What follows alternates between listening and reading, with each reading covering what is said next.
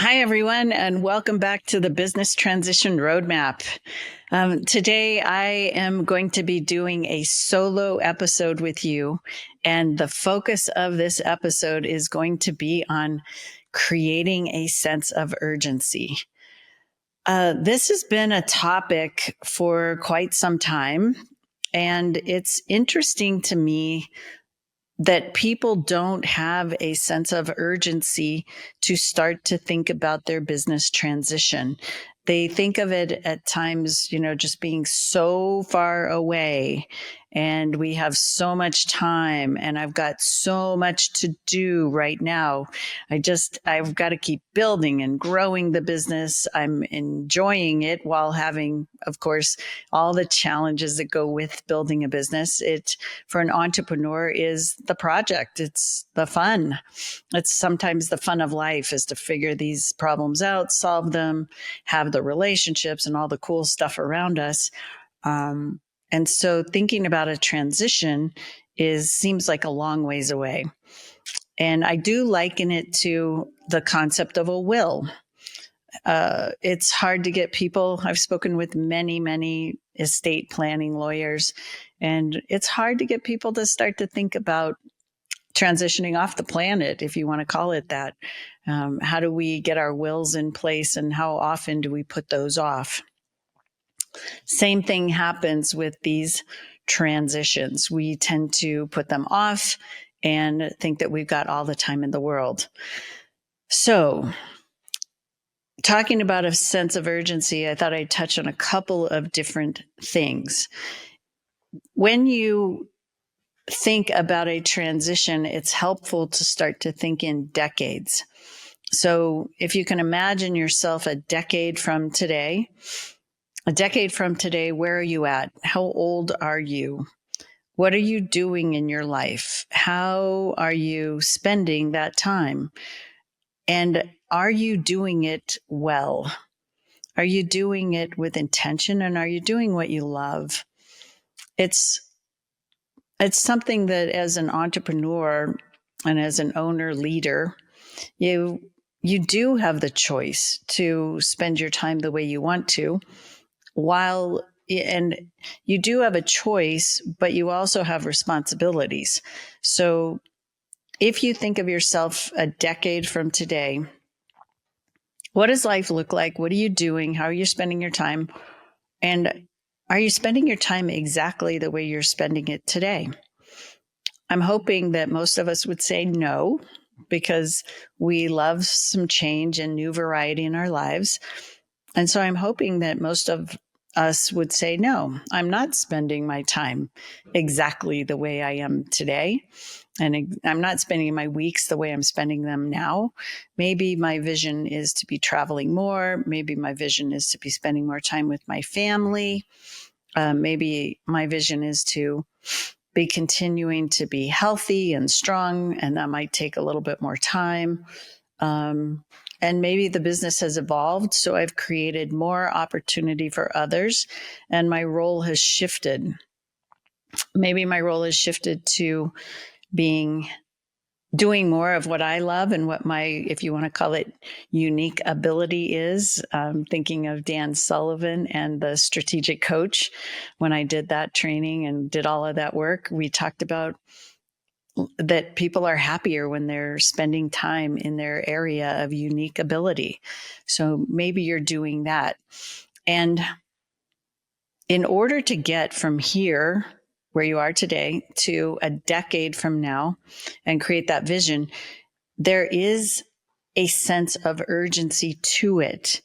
If you think about a football game, for instance, there are 4 quarters in a football game, and the goal is, the team obviously wants to win. One's going to win and one's going to lose. If you play the first quarter of the game poorly and you don't know what you're trying to achieve, then you do not put the odds in your favor of winning the game, because you played that first quarter poorly. And so then you got to catch up in the second, third, and fourth.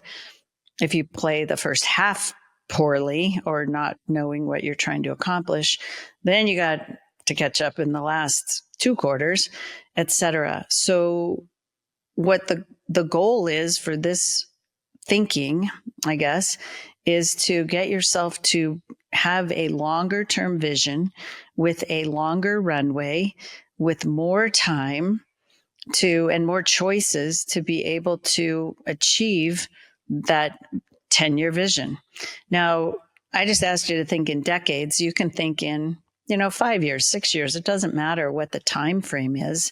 What matters is that you're starting to envision what you're doing in the future and how you can get there. Because if you want to keep the business healthy and you want to move forward in your own world or help others do that or within the business, you can't do it alone. You can't just go, oh, I'm going to go and, choose to live my life like this. You actually need other people. And so other people are relying on you to guide the way.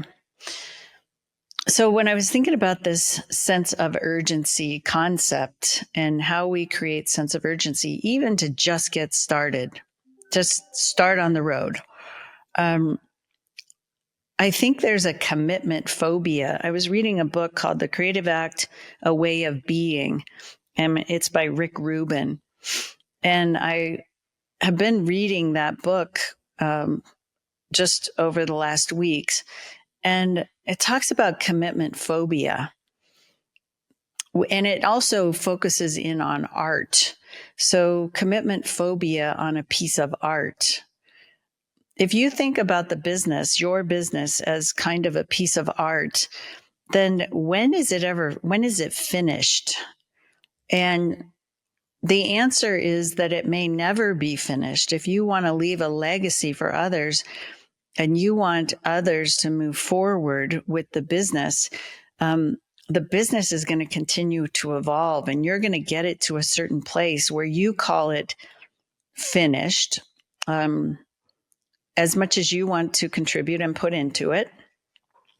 And then someone else is going to take what you created and what you have, and they're going to evolve it even further. So what's the commitment when we build a plan in our minds?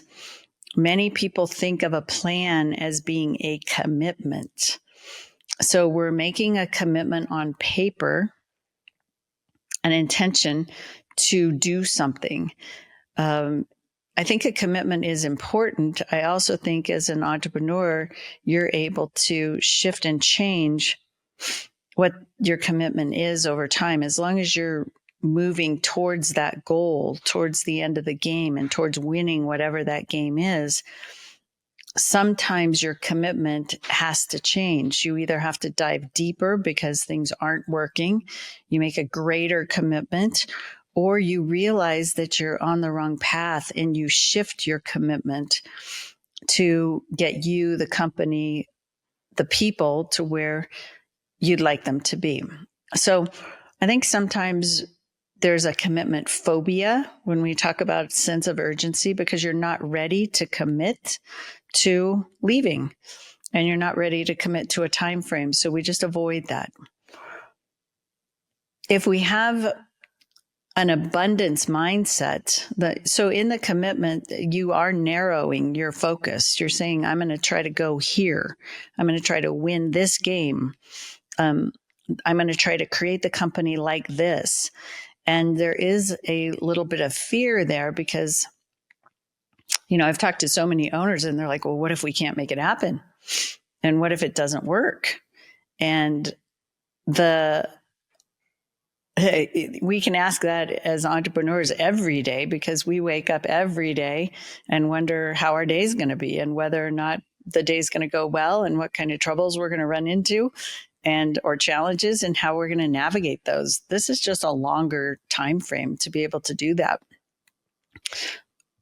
If you have an abundance mindset, there isn't really an end to the fun in life and to your engagement in life. I literally just got off a call with an gentleman whose son is taking over his business, and the son is doing a terrific job, just really hitting it out of the park. And the father said, I said, how long do you want to be in the business? And he said, until I'm no longer useful. And he is moving into an executive chairman role, and he's excited about continuing to be the thinking strategist person. So instead of being the builder, right, and hanging on to being the builder, hanging on. So what he was able to do is to expand his mindset from a scarcity mindset to an abundance mindset. And in a scarcity mindset, hanging on to being that builder, hanging on to wanting to stay in my place and stay in my role. And we all know that the world is changing around us. So even the idea of being able to keep stability and keep something the way it is virtually impossible to do. So in the scarcity mindset, the person hangs on and says, I'm afraid of the next chapter. I don't know what the next chapter is. I don't know what that looks like. And so I need to hang on. I need to, keep this life the way that it is today. Versus an abundance mindset says, there is more than enough opportunity for this business. There are more than enough people out there who would love to work in these jobs and who would love to do this. There are owners in the world that would, entrepreneurs in the world that would love to own this business. There's more opportunity out there. And by expanding our thinking and our mindset from a scarcity to an abundance mindset, we open up so many possibilities for ourselves, and for the business and for the people that we care for and love and serve. So every mindset that you have has a universal rule. And it is that whatever you concentrate on, you're probably going to get. So if you're concentrating on trying to keep the business where it is today, you're probably going to get that as best you can, and things around you may change. But if you shift to this abundance mindset where you're looking out and you're looking farther, in a very positive way, not a frightening way, where you're worried and you're afraid to have a sense of urgency because your runway is getting shorter as you get older, you shift and you go, man, I can't wait to look at this. And I like this quote from Rick Rubin: our life's work is far greater than any individual container. The works are at most chapters.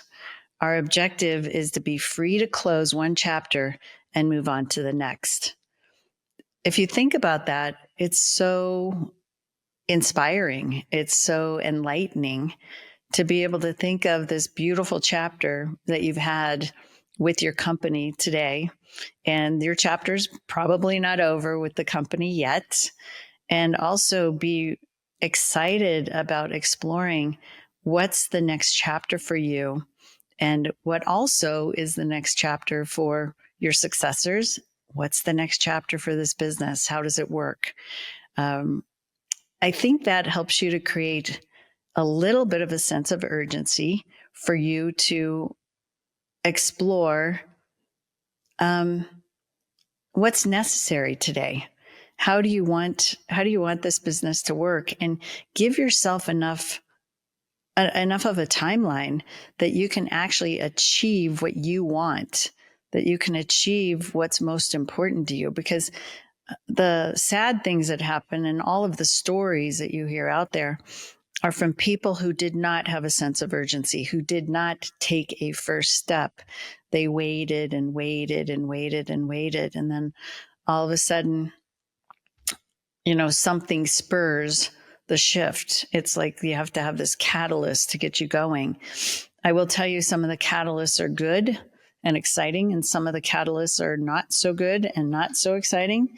One of the catalysts is health and well-being. So we've got health and well-being. you get sick, you pass away, leaving the business unprepared completely, potentially for the next generation to take it on or your family to deal with it. Those are the horror stories. You know that I believe that the reason why the statistic is so high on businesses failing as they move into the next generation, I think a foundational reason for that is because the owners leave too soon. They leave too quickly, and the people taking over the business, as well as the business, they're unprepared. They're not ready.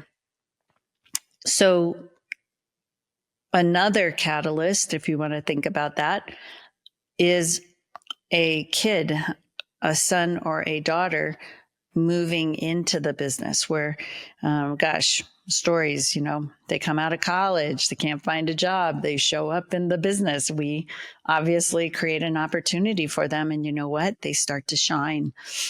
People like them. Employees are following them, and they're really good at what they do. So 10 years later, fast forward, they're still in the business, and it's like, okay, I've got to do something, but what am I going to do? So that's another catalyst that can happen. In addition, it could be a partner that unexpectedly gets ill, or a partner that just wants out. It could be you who wants out at this moment. And you know that you've been thinking a long time about how you were going to get out of the partnership or how you were going to leave the business. And now you're really ready. And part of the catalyst is you turn 60. Could be an age. So we've got all of these different milestones or mile markers, some that could be in our control, but most of them, if not all of them, are out of control. It's part of the environment that's happening, a kid coming in, a partner deciding that they want to do something different, illness that happens, things that go on around us that we normally have to react to. So the thought for you is that by having a roadmap, having some kind of a strategy, having a longer timeline, you create more choices. And what you're able to do then is start to narrow what you might want to have happen. Start to really do a little bit of work yourself in what you want and what the next chapter for you might look like, but also what the next chapter of the business might look like, so that you can leave people well and enjoy that. The recognition of abundance, it fills us with hope. And it fills us with hope that our work is the greatest work yet to come. We are not leaving behind a business and leaving behind our lives. What we're doing is creating that next chapter, and we're creating our next greatest work with that abundance mindset. So I want to leave you with those thoughts of just how do you do that in your life, and how do you do that with your business when you're immersed today in building and running it, when you're not thinking about that, and when the number one thought I hear from people is, I'm not ready yet. I don't know what I want. And what I want to say to them is, that's exactly why you should have a sense of urgency to just start. Just take a first step. Just start to explore. Because when you're not focused on it, you probably are not going to get it. That's the bottom line. I'd like to invite you to a new thing that we're doing here at the Transition Strategists. It's called Collective Conversations, and I am so excited about it. We are going to be doing once a month for 50 minutes, a drop-in for transitioners, entrepreneurs, successors to start to have conversations about transitioning. And it's a place where people can bring their curiosity, they can bring their questions. The whole event will not have an agenda to it other than to discuss what is on the table and what people bring. I am going to be leading that, and I'm excited to be doing it.